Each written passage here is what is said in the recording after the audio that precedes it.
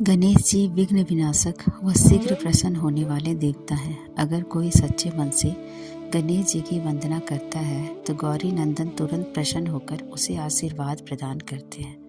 वैसे भी गणेश जी जिस स्थान पर वास करते हैं उनकी दोनों पत्नियां रिद्धि तथा सिद्धि भी उनके साथ रहती हैं। उनके दोनों पुत्र शुभ व लाभ का आगमन भी गणेश जी के साथ ही होता है। कभी कभी तो भक्त भगवान को असमंजस में डाल देते हैं। पूजा पाठ भक्ति का जो वरदान मांगते हैं वो बड़ा निराला होता है। काफ़ी समय पहले की बात है। एक गांव में एक अंधी बुढ़िया रहती थी। वह गणेश जी की परम भक्त थी।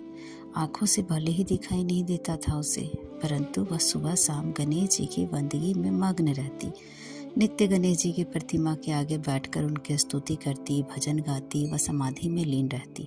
गणेश जी बुढ़िया की भक्ति से बड़े प्रसन्न हुए। उन्होंने सोचा यह बुढ़िया नित्य हमारा स्मरण करती है, परंतु बदले में कुछ नहीं मांगती। भक्ति का फल तो उसे मिलना ही चाहिए। ऐसा सोचकर गणेश जी एक दिन बुढ़िया के सम्मुख प्रकट हुए और बोले, माई, तुम हमारी सच्ची भक्त हो। जिस श्रद्धा व विश्वास से हमारा स्मरण करती हो हम उससे बहुत प्रसन्न हैं।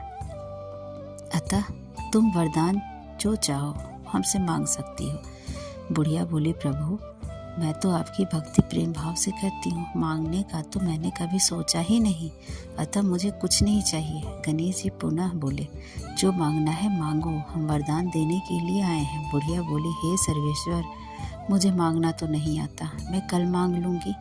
तब तक मैं अपने बेटे व बहू से भी सलाह मशवरा कर लूँगी। गणेश जी कल आने का वादा करके वापस लौट गए। बुढ़िया का एक पुत्र व एक बहू थी। बुढ़िया ने सारी बात अपने बेटे और बहू को बताकर सलाह मांगी। बेटा बोला, माँ, तुम गणेश जी से ढेर सारा पैसा मांग लो, हमारी गरीबी दूर हो जाएगी, सब कुछ चैन से रहेंगे। बुढ़िया की बहू बोली, वंश बढ़ाने वाला भी तो चाहिए। बुढ़िया बेटे और बहू की बात सुनकर असमंजस में पड़ गई। उसने सोचा यह दोनों तो अपने अपने मतलब की बातें कर रहे हैं। बुढ़िया ने पड़ोसियों से सलाह लेने का मन बनाया। पड़ोसन भी नेक दिल की थी। उसने बुढ़िया को समझाया कि तुम्हारी सारी जिंदगी दुखों में कटी है, अब जो थोड़ा जीवन बचा है वह तो सुख से व्यतीत हो जाए। धन तथा पोते का तुम क्या ही करोगी? अगर तुम्हारी आंखें ही नहीं रही तो यह सांसारिक वस्तुएं तुम्हारे लिए व्यर्थ है। अतः तुम अपने लिए दोनों आंखें मांग लो। बुढ़िया घर लौट आई। बुढ़िया और भी सोच में पड़ गई। उसने सोचा कुछ ऐसा मांग लूं जिससे मेरा बेटा, मेरे बहू, सबका भला हो। लेकिन ऐसा क्या हो सकता है? इसी उधेड़ धुन में सारा दिन व्यतीत हो गया।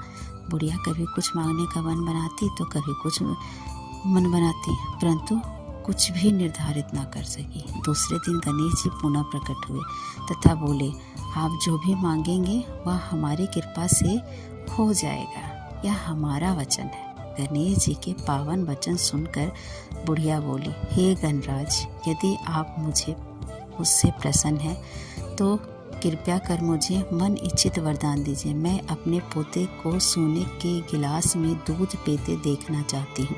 बुढ़िया की बातें सुनकर गणेश जी उसकी सादगी सरलता पर मुस्कुरा दिए और बोले, तुमने तो मुझे ठग ही लिया। मैंने तुम्हें एक वरदान मांगने के लिए बोला था, परंतु तुमने तो एक वरदान में ही सब कुछ मांग लिया।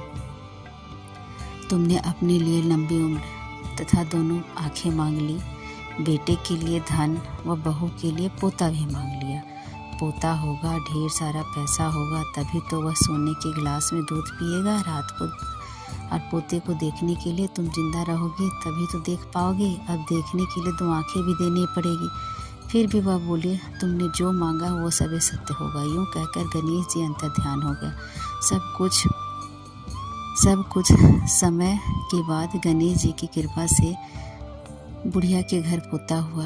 बेटे का कारोबार चल निकला तथा बुढ़िया की आंखें की रोशनी वापस लौट आई। बुढ़िया अपने परिवार सहित सुखपूर्वक जीवन व्यतीत करने लगी। धन्यवाद।